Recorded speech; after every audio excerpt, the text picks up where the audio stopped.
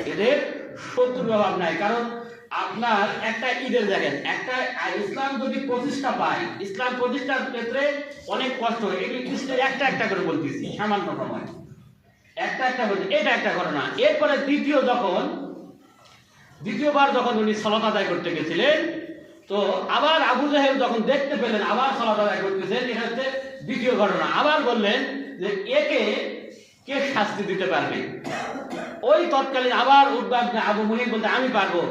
উনি গিয়ে এই যে আপনার গামছা বা আপনার চাদর দিয়ে এমন ভাবে তার গলাটায় ফাঁক দিয়েছিলেন যে তার এই জিহ্বাটা বের হয়ে গেছিল। তার এই জিহ্বাটা কষ্টের, এত কষ্টে ইসলাম এসেছে, সালাত আদায় তারা করবে প্রকাশ্যে এই সুযোগ ছিল না। কিন্তু আজ ইসলাম প্রতিষ্ঠা পাইছে, আমরা মুসলমান হয়েছে, কিন্তু এই মুসলমান হয়ে আসলে ইসলামের কদর বুঝি না। আল্লাহ রসুলকে ভালোবাসি বলি, কিন্তু কিভাবে ভালোবাসি? ওই মিষ্টি খাওয়া সুন্নত, এটাতে ভালোবাসি।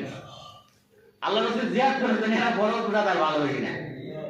পরিস্থিতি প্রেক্ষাপটে জিহাদ ফরজ বা ইসলামের কাজ করতে হবে, এটা আমরা মানতে পারি না।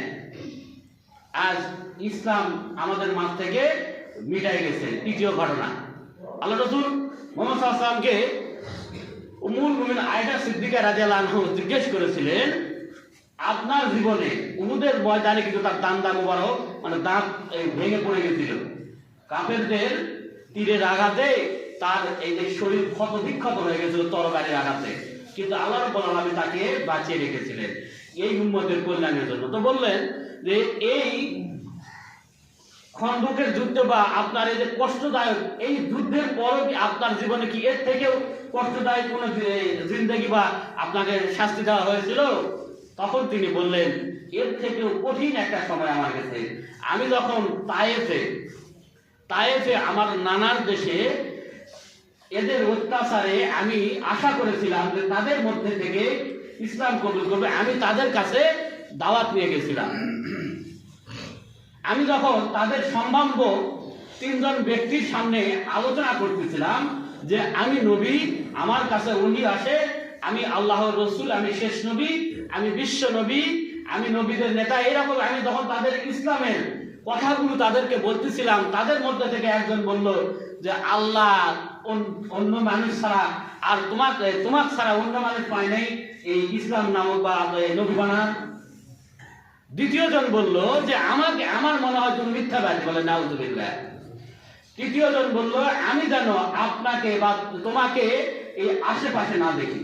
তো তিনি ওখান থেকে দাওয়াত শেষ করে চলে আসতেছিলেন, কিন্তু ওই যে কিছু দুষ্ট লোক থাকে বা কিছু দুষ্ট পোলাপান থাকে সব এলাকায়, ওই নেতাগুলো কিছু দুষ্টু সন্ডা পান্ডাদেরকে তার পিছিয়ে লেলিয়ে দিলেন।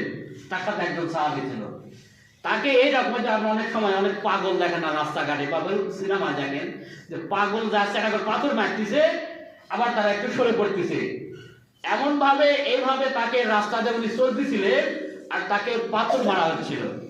এই পাথরের আঘাতে কিতাবে আসছে আপনার তার জিহ্বায় আপনার এই পায়ে যে জুতা ছিল রক্তে, শরীরের রক্তের আঘাতে আপনার জুতাটা আপনার একেবারে এই জুতার সাথে পালায় গেছে, বলে নাউযুবিল্লাহ। এই কাফেরদের আঘাতে তাদের এই বাহিনীর লেলিয়ে দেওয়ার কারণে তাকে এমন ভাবে পাথর মারা হচ্ছিল যে পাথরের আঘাতে তার শরীর ক্ষত বিক্ষত হয়ে তার পায়ে যে জুতা ছিল শরীর থেকে তো রক্ত চলে গেছে, এবং কতটুকু রক্ত শরীর থেকে গেলে আপনার পায়ের সাথে একেবারে শুকিয়ে জমাট হয়ে যায়। এরকম শাস্তি দেওয়া হয়েছিল ইসলাম বোঝানোর কারণে। এই আনেওয়ালা ইসলামকে আমাদের জন্য যিনি এত কষ্ট করে গেলেন, আমরা তার কষ্ট বুঝি না, আমরা তার দুর্দশা আজও বুঝতে চেষ্টা করি না, কারণ এই বুঝই আমাদের মধ্যে নাই। এই বুঝ আমাদের মধ্যে নাই। যিনি আমাদের জন্য এত কষ্ট করলেন, উনি তো চাইলে সামান্য একটু কষ্ট করে চলে যেতে, কিন্তু আল্লাহ রাব্বুল আলামিন তাকে এমন গুরু দায়িত্ব মানে এমন কঠিন দায়িত্ব দিয়েছিলেন, যে দায়িত্ব যে আসলে মানুষ হিসাবে পালন করা খুবই অসম্ভব, কিন্তু আল্লাহ তাকে কিছু হিকমত দিয়েছিলেন, তাকে কষ্ট সহ্য করার শক্তি দান করেছিলেন শুধু এই উম্মতের জন্য, শুধু এই উম্মতের জন্য আজ এরপরে যখন তিনি ওখান থেকে কোনো ক্রমে আপনার যারা হজ করতে, এখানে হাজি আছে কিনা আমি জানি না, যারা হজ করতে গেছে আপনার যখন তায়েফ যায়, তায়েফের পাশে এই আপনার আল্লাহ রাসূল বের হয় একটা পাহাড় আছে, একটা দেখেন একটা পাহাড় আছে এবং ওই পাহাড়ের পাশে একটা পাথর আছে এরকম শূন্য এখনো আছে।